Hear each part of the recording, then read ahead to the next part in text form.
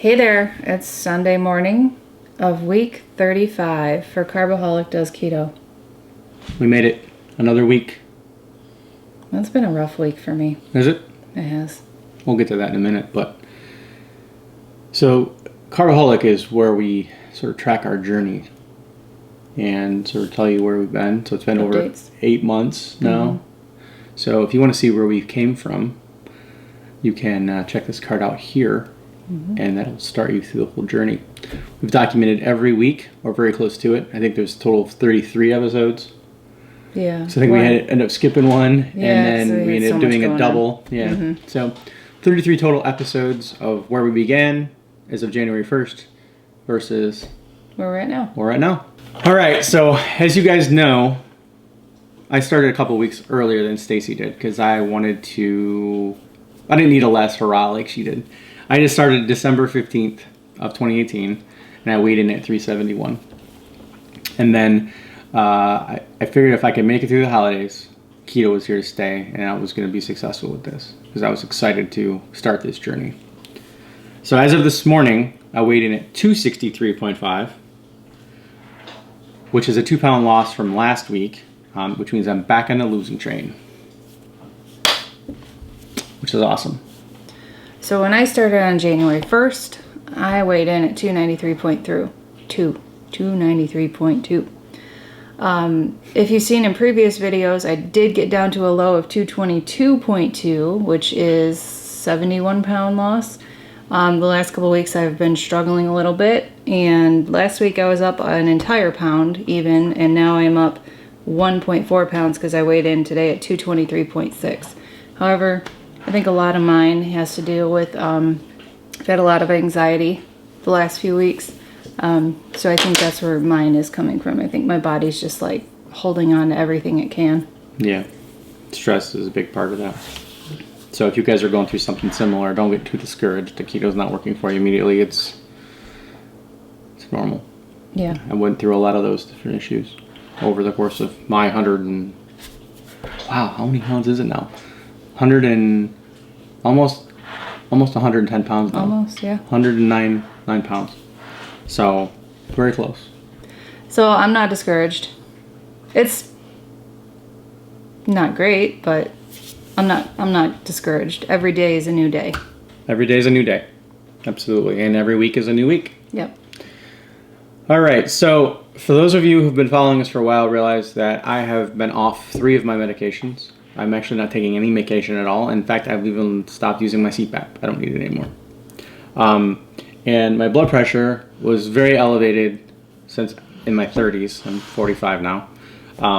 And my numbers then, even with the medication, were somewhat challenging to keep it under wraps. And it usually ended up in the high 130s. The last few weeks, I've been in my 120s. This week, I'm at 133/74, which is still very good, even without any medication at all, which is amazing. And I've been off those medications for about 7 months. CPAP change was last couple months. My blood pressure is up a little bit from my normal. It's 112/62. That's really close or right on spot with my pre-keto blood pressure.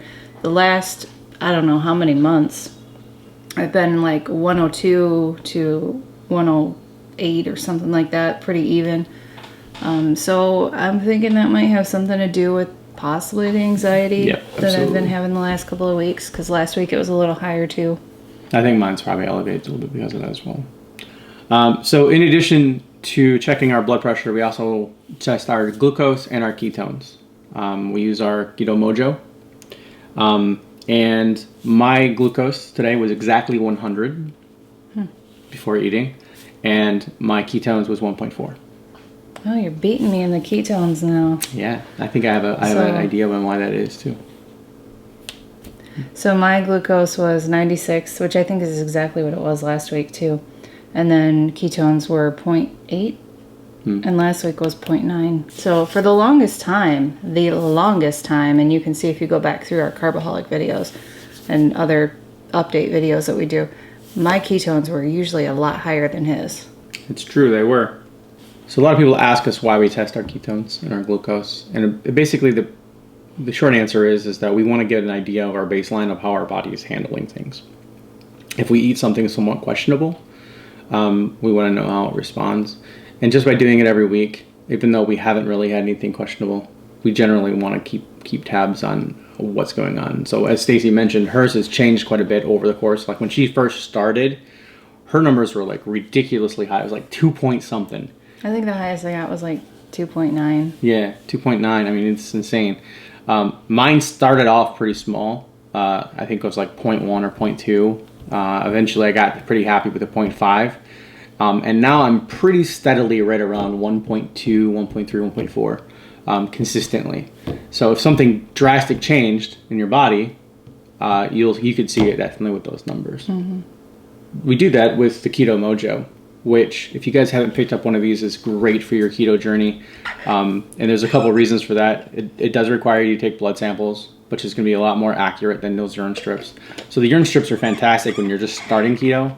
But the problem with them is they only track one of the 3 ketones that your body is producing, and they're excreted, right? So they're getting wasted.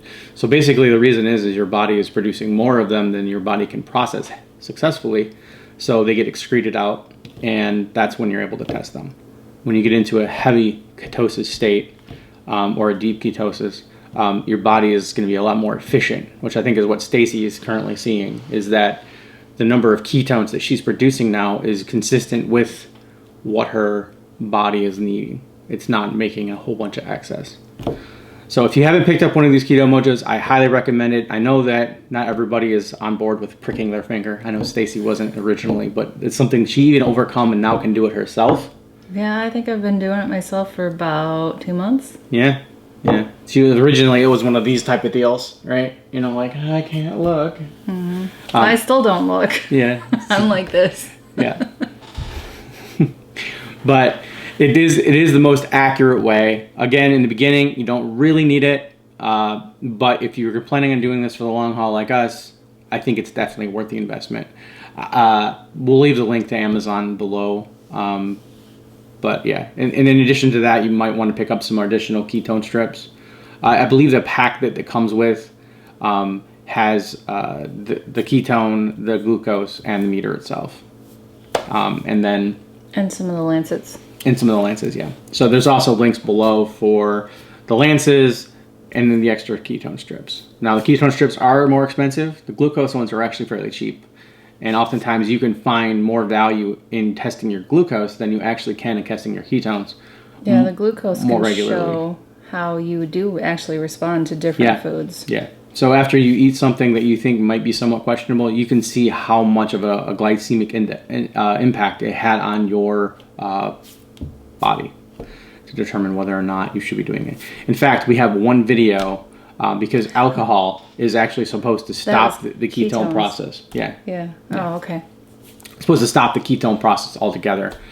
So we actually had a video of Stacy, which is hilarious because when you're on keto and you're drinking alcohol, it has a tendency to affect you a bit more. And you haven't had any alcohol in 3 months. Yeah, and you haven't had any alcohol. So we did a test with Stacy. We need to do another test soon of the same process. But we did a test with Stacy, and we started testing her ketones after a period of time. I want to do it with the glucose too, though. Yeah, it would be a pretty good idea to do it with glucose too. Because she was drinking champagne, which is actually naturally low on carbs. I think it was, 2 per... 2 for the little bottle. Yeah, and that was a fantastic treat for you. We still have a couple left. They slowly dwindle when Stacy has an extra stressful day. Yeah. So, but yeah, it's cool stuff. And you haven't had anyone recently, so that wouldn't have any effect on the 0.8 ketones you currently have you? In a couple of... if it's been a couple of weeks. So one of the most interesting pieces is, so when you eat something, your glucose will spike within an hour or so. Mm-hmm. If it is bad. So the whole idea behind eating and consuming fats is that it doesn't actually spike your glucose like sugar does, right? So you might see small increases, but you shouldn't see anything major. It's just basically your body adapting to the fact that it's eating stuff, right? Where ketones is a little bit more of a lengthy process. So although glucose is like an hour, your ketone production is really changed after about 4 hours. So if you eat a nice fatty meal, so to speak, if you test your ketones between 3 and 4 hours, you should see a substantial spike in the amount of ketones you're producing. Just a little tidbit. So that concludes week 35 of Carbaholic Goes Keto, guys. If you are not a subscriber, please consider doing so. We put out these vlogs once a week. We also do lots of recipes and other wonderful stuff. In addition, Stacy is a chaffle master. She is making some very awesome sweet chaffles. I'm more of a savory guy, and so I'll be having another one of those videos coming up soon. In addition, we also have our keto ice cream debut coming up. This week. This week, super excited.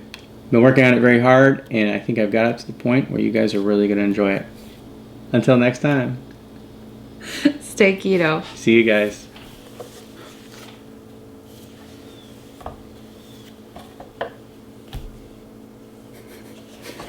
You tried to turn your head. Motherfucker.